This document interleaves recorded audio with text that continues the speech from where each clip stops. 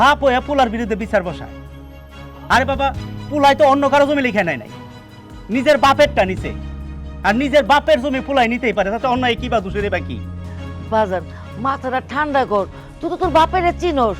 তোর বাপে কোনো সময় জালিয়াতি পছন্দ করে না। তুই কেমন করে তোর বাপের কাছ থেকে জমিটা নিয়ে নিবি?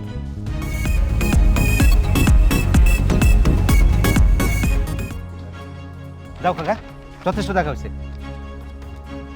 শোনো কাকা, তোমার এই সব মায়া কান্না করে কোনো লাভ নাই।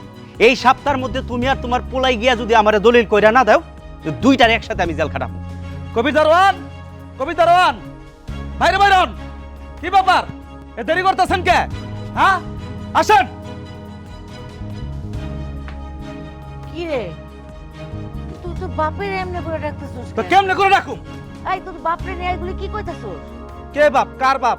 সে যদি আমার বাপ হইতো তাহলে আমার নামে বিচার দিত না। আমি এই বিচার মানি না, তাকে বলে দিও।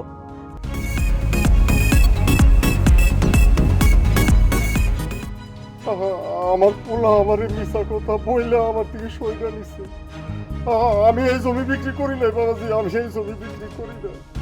তুমি আমার একটা মাত্র বউ, তোমাকে ছাড়া পৃথিবী কিছুই বুঝি না।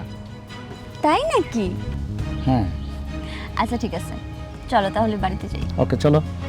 সবুজ, তুইও একটা কথা কান খুলা শুনে রাখ, যে কোনো মূল্যে আমি আমার জমিটা ফেরত নেব। আর এই জমি ফেরত নেওয়ার লাগা যদি আমার থানা পুলিশ করা লাগে আমি সেটাও করব। আরে সেই দিন আমার সাথে জালিয়াতি কইরা ওইটা যেমন তেমন কাগজ না, জমির দলিলের উপরে আমার থেকে একটা সিগনেচার নিয়ে গেছে। এইটা নিয়ে ওই নাজিমের কাছে জমি বিক্রি করছে। এখন নাজিম এসে ঘুরতেছে, তার সাথে রেজিস্ট্রি অফিসে যায়া জমি তারা রেজিস্ট্রি করে দিত। এই ছোটলোক পরিবারে কেন তোকে আমি বিয়ে দিতে চাইনি? সামান্য একটা জমির জন্য বাপ ছেলের বিরুদ্ধে বিচার বসায়। রোগীর অবস্থা কেমন দেখলেন? পেশেন্টের অবস্থা যা দেখলাম আমার বেশি একটা ভালো মনে হচ্ছে না। 2-3 দিনের ভিতরে যদি অপারেশনটা না করা হয়, আমার মনে হয় একটা অ্যাক্সিডেন্ট ঘটে যেতে পারে। তুমি ঠিকই বলেছো, টাকা দিলে কাঠের পুতুলও কথা বলে। আমি আপনাকে কথা পরিষ্কার বুঝতে পারছি। আপনারা সবাই সামান্য করে টাকার কাছে বিক্রি হয়ে গেছে। কিন্তু আপনারা একটা কথা কান খুলে সবাই শুনে রাখেন,